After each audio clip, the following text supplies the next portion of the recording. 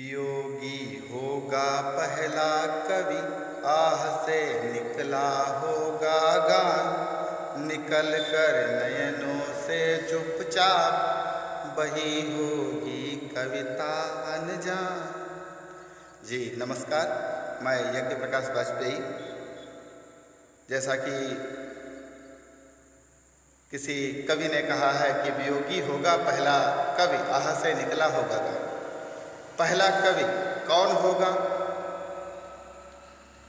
और किस तरह से होगा, क्या कहा होगा, आह से गान कैसे निकला होगा, ये पहले को जानने की जिज्ञासा प्रत्येक जीव में, प्रत्येक जन में हमेशा रहती है कि पहला कवि कौन था, कैसा होगा, गान कैसे बना होगा, शब्द का आरंभ कैसे हुआ होगा।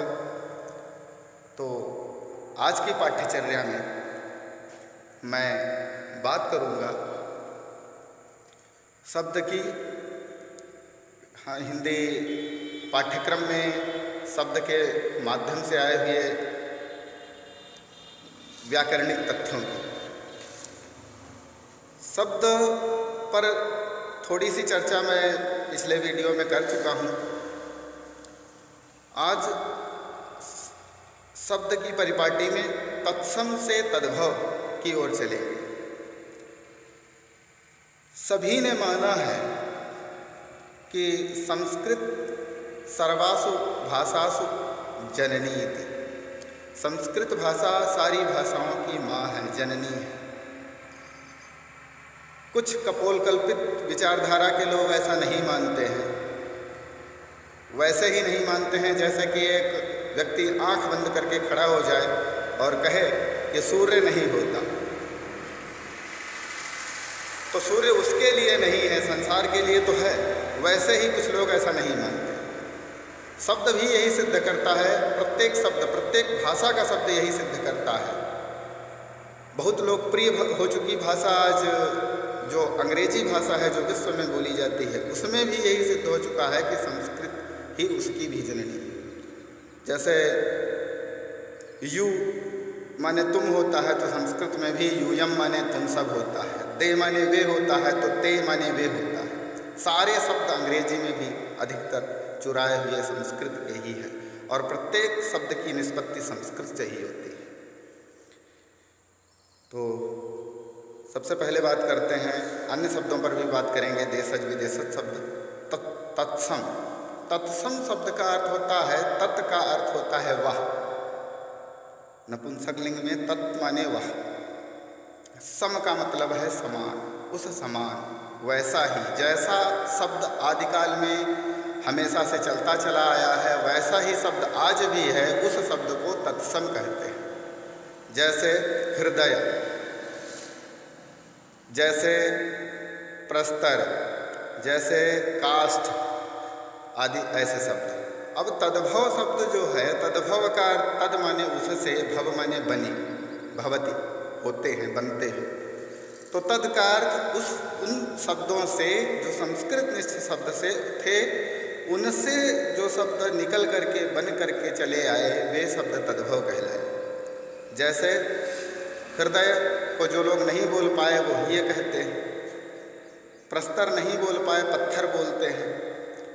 ऐसे ही एक विशेष बात है, जो क्षत्रिय का क्ष होता है, ताद्भविक भाषा में, ताद्भविक शब्द प्रयोग में वो खा हो जाता है। जैसे अक्षर, कबीरदास जी लिखते आखर।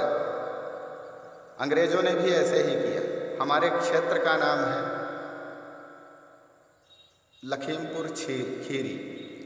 ये लक्ष्मीपुर क्षीरी शब्द से बना। क्षीर का अर्थ होता है दूध, दुग्ध। दूध की नदियां बहती थी कहते हैं ऐसे, तो इसलिए क्षीरी क्षेत्र कहा गया, क्षीरी से खीरी। क्षत्रिय, खत्री। लक्ष्मण, लखन, ऐसे शब्द जो लखन शब्द है, जो अब तद्भव शब्द की उत्पत्ति वहाँ से भी होती है, उस तरह से भी होती है। कुछ लोग उच्चारण अभ्यास में उच्चारण करने में ठीक तरह से उच्चारण जो नहीं कर पाते थे, तो उच्चारण की सारल्यता के लिए भी तद्भव शब्दों का प्रयोग आरंभ कर दिया। बहुत से शब्द देखते हैं, और जैसे अक्षर है आखर पढ़ते हैं, अक्षत है अखत कहते हैं, तो अखत शब्द जो है अक्षत का तद्भव है। तद्भव इतना अगर जान लें कि तत्सम का मतलब संस्कृतनिष्ठ शब्द और तद्भव का अर्थ उससे बने शब्द, तो पूरा पूरा तद्भव और तत्सम समझ में आ जाता है। तद्भव और तत्सम समझने में कोई भी समस्या नहीं होती है। हमें सबसे बड़ी समस्या होती है हम संस्कृतनिष्ठ शब्दों को ही नहीं जान पाते हैं। इसलिए प्रत्येक शब्द जो भी समाज में बोला जाता है, किसी भी भाषा का शब्द है, बहुत लोग कहते हैं और शब्द एवं शब्द का तद्भव है, जबकि ऐसा संभव नहीं है। और शब्द एवं शब्द का तद्भव नहीं है। कुछ शब्द ऐसे हैं जो अन्य भाषाओं में भी चलते हैं, भाषाई परिवर्तन है। जैसे वाशिंग शब्द है, वाशिंग का मतलब है कपड़े धुलना, अंग्रेजी में वाशिंग कहते हैं कपड़े धुलना, संस्कृत में वासांश कहते हैं, वहाँ से चोरी किया हुआ शब्द है। वासांश जीर्णानि यथा व्यय, वस्त्र से ही वाशिंग बना है।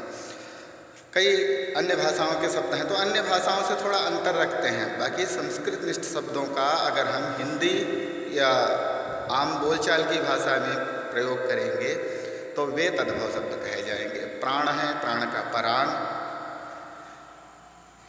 आत्मा है शब्द आत्मा, तो आत्मा कहते हैं बहुत लोग, तो आत्मा शब्द तद्भव हो जाएगा। जो सरलता से बोले जाने वाले शब्द हैं वे तद्भव हैं, और बहुत अधिक अपने ही